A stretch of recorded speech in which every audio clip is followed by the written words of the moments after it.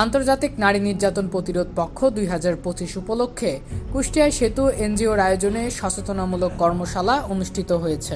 সেতুর নির্বাহী পরিচালক আব্দুল কাদেরের সভাপতিত্বে কর্মশালায় প্রধান অতিথি হিসেবে ছিলেন কুষ্টিয়া জেলা মহিলা বিষয়ক অধিদপ্তরের উপপরিচালক নূরে সপুরা ফেরদৌস, সেতুর আইসিটি অফিসার হারুনার রশিদ প্রমুখ। কর্মশালায় প্রযুক্তির সহায়তায় সংগঠিত নারী ও কন্যাদের প্রতি জেন্ডার ভিত্তিক সহিংসতা বন্ধের আহ্বান জানানো হয়। এ সময় বক্তারা বলেন, ডিজিটাল প্রযুক্তির অপব্যবহারের কারণে নারী ও কন্যা শিশুরা নানাভাবে সহিংসতার শিকার হচ্ছে। এসব প্রতিরোধে সামাজিক সচেতনতা বৃদ্ধি, প্রতিরোধমূলক পদক্ষেপ গ্রহণ, প্রয়োজনীয় প্রমাণ সংরক্ষণ, সর্বপক্ষীয় অংশগ্রহণ জরুরি। এছাড়াও নারী নির্যাতন প্রতিরোধে আইনগত সহায়তা, ডিজিটাল নিরাপত্তা ও সম্মিলিত উদ্যোগের উপর গুরুত্বারোপ আরোপ করা হয়। কর্মশালায় জেলায় কর্মরত প্রিন্ট ও ইলেকট্রনিক মিডিয়ার সাংবাদিক সহ বিভিন্ন শ্রেণী পেশার মানুষ অংশ নেন। পরে কর্মশালা শেষে নারী নির্যাতন প্রতিরোধে অবদান রাখায় 12 জন নারীকে সম্মাননা প্রদান করা হয়।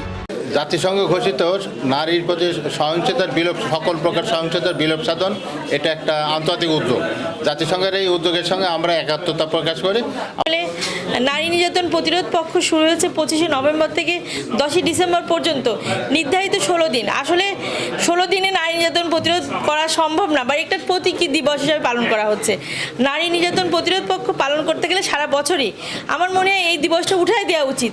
আমরা যদি সবাই সচেতন হই নারী নির্যাতন বন্ধে, এবং আমরা ছেলে মেয়ে নারী পুরুষ একসাথে কাজ করি, তাহলে মনে হয় ঘর থেকে হোক, বাইরে থেকে হোক, সমাজ থেকে এই নির্যাতন বন্ধ হয়ে যাবে। আমি আশা করছি আগামীর বাংলাদেশে এই নির্যাতন দিবস থাকবেই না, ইনশাল্লাহ।